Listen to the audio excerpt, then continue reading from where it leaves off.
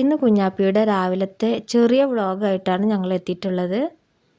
രാവിലെ തന്നെ കുഞ്ഞാപ്പിയുടെ കുളിയൊക്കെ കഴിഞ്ഞ് പിന്നെ അവന് ദോശ കൊടുത്ത്, ഇന്ന് ദോശ ആട്ടാ കുഞ്ഞാപ്പിക്ക് കൊടുത്തിട്ടുള്ളത്. പിന്നെ കുളിപ്പിക്കുന്നത് അമ്മയാണ്, കുളിപ്പിക്കാൻ എന്നെ കൊണ്ട് പറ്റില്ല. അപ്പോൾ അമ്മയാണ് എന്നും അവനെ കുളിപ്പിച്ച് കൊടുക്കുന്നത്.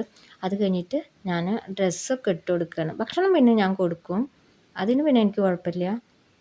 പിന്നെ ഒരു കമൻറ്റ് കണ്ടു, വാവയ്ക്ക് ഓണക്കോടി എടുത്തോ എന്ന് ചോദിച്ചിട്ട്. മോന് ഓണക്കോടി എടുത്തിട്ടില്ല.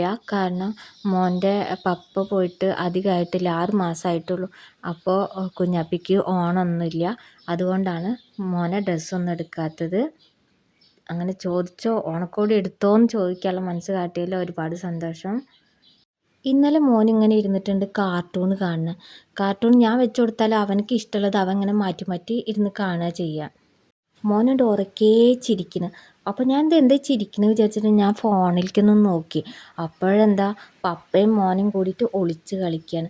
അത് കണ്ടപ്പോഴാണ് മോനിങ്ങനെ ഉറക്കേ ചിരിക്കുന്നത്. അത് കണ്ടപ്പോൾ സത്യം പറഞ്ഞാൽ എനിക്ക് എന്താ പറയുക, ഞാൻ പൊട്ടിക്കരഞ്ഞൊരു നിമിഷമാണ് ആ നിമിഷം.